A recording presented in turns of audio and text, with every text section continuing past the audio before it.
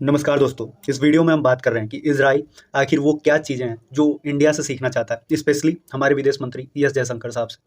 तो चलिए इसको डिस्कस करते हैं और सबसे पहले जान लेते हैं कि इजराइल वही देश है जो आज एक छोटे से एरिया में रहते हुए, छोटे से पॉपुलेशन में के लोगों के साथ रहते हुए, अपने आसपास इतने सारे अपोजिशन कंट्रीज जो भरी पड़ी हैं, जो इजराइल को दबाना चाहती हैं, उसके बावजूद भी आज दुनिया में एक पावरफुल नेशन के तौर पे उभरा है। और वो देश अगर आपसे कहता है कि मैं आपसे कुछ चीज़ें सीखना चाहता हूँ, तो ये काफ़ी बड़ी स्टेटमेंट है इंडिया के लिए और हमारे विदेश मंत्री एस जयशंकर जी के लिए।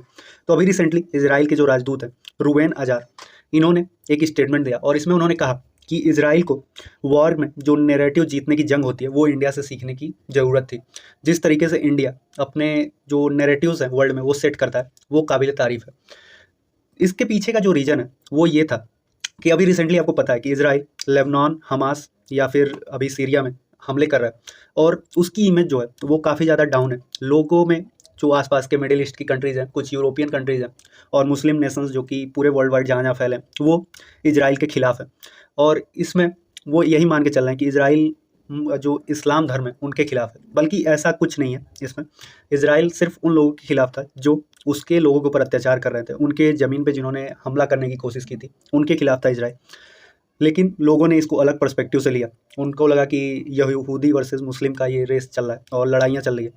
वहीं अगर बात करें हम जो चीज़ें वो इंडिया से सीखना चाहते हैं, उसमें सबसे इंपॉर्टेंट चीज़ था कि जिस तरीके से एस जयशंकर साहब ने, आप लोगों ने एक काफ़ी ज़्यादा एक फेमस उनकी लाइन थी कि Europe problem is not India's या फिर अदर नेशंस प्रॉब्लम।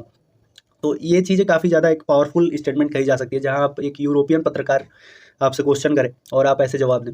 उनसे ये क्वेश्चन जो पूछा गया था वो ये था कि आप रसिया से ऑयल परचेज करके आप जो यूक्रेन में जेनोसाइड हो रहा है, लोगों को मारा जा रहा है, उसको सपोर्ट कर रहे हैं। तो इसी के बारे में उन्होंने बात करते हुए बोला था कि अगर रसिया में तेल सस्ते में दे रहा है तो हम वहाँ से लेंगे, हम अपनी कंट्री को पहले रखेंगे, ना कि किसी दूसरे नेशन को, जो कि काबिल तारीफ़ है। इसके बाद से बहुत सारे लोगों ने इंडिया के इस पर्सपेक्टिव को भी सपोर्ट किया था।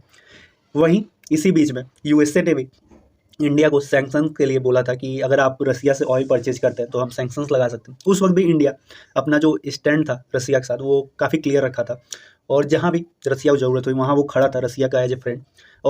और ये चीज़ें काफ़ी काबिल तारीफ़ ये भी थी कि इतना कुछ करने के बाद, इतने सपोर्ट करने के बाद यूएसए ने इंडिया के ऊपर सैंक्शंस नहीं लगाए, जो दर्शाता है कि इंडिया का सॉफ्ट पावर कितना तगड़ा है। और इसी बीच इंडिया ने जो अभी इजराइल में हमले हो रहे हैं, वहाँ पे इंडिया ने अपने खुद के वर्कर्स भी भेजे जो इजराइल को सपोर्ट कर रहे हैं। इसके अलावा उन्होंने जो भी यूएन में मीटिंग्स होती थी या फिर जो भी चीज़ें हमले हो रहे हैं उसको लेके वोटिंग्स होती थी, उसके ऊपर भी इंडिया ने इजराइल का काफ़ी हद तक सपोर्ट किया है।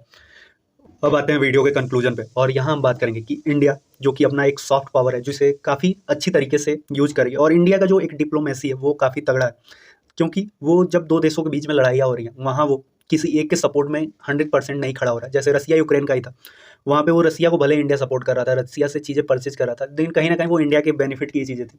रसिया को भले इंडिया से पैसे मिल रहे थे या फिर और सामान मिल रहे थे, लेकिन उससे इंडिया को भी अपना फ़ायदा था।